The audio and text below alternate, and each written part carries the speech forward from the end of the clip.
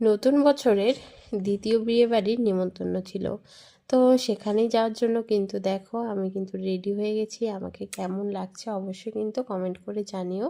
তো আমরা কিন্তু চলে এসেছি বিয়েবাড়িতে। আর এসেই কিন্তু প্রথমে আমরা নতুন কনে আর বউয়ের সাথে দেখা করে নিলাম। আর এটা কিন্তু ছিল রিসেপশন বাড়ি। তো এখানে এই যে নতুন বউকে কিন্তু খুব সুন্দর লাগছিল।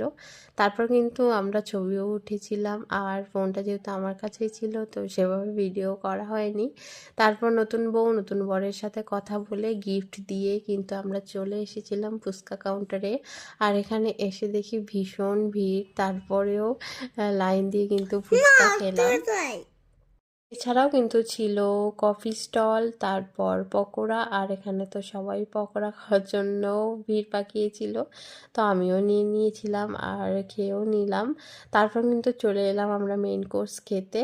আর এখানে দেখো আমরা বসেছি আর ছেলেও কিন্তু একটা সিট দখল করে বসেছে।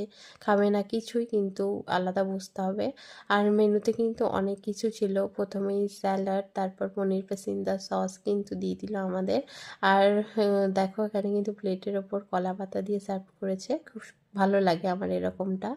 তারপর এখানে চলে এলো কড়াইশুঁটির কচুরি, তারপর চানা মশলা।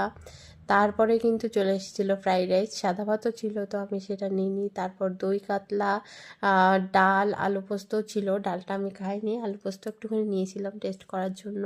তারপর কিন্তু চলে এলো গরম গরম চিকেন। তারপর কিন্তু শেষ পাতে ছিল চাটনি, পাঁপড়, মিষ্টি, সন্দেশ এইসবই। তারপর আমরা হাতে আইসক্রিম আর মুখোশিত্তি নিয়ে চলে এলাম বাড়িতে। টাটা।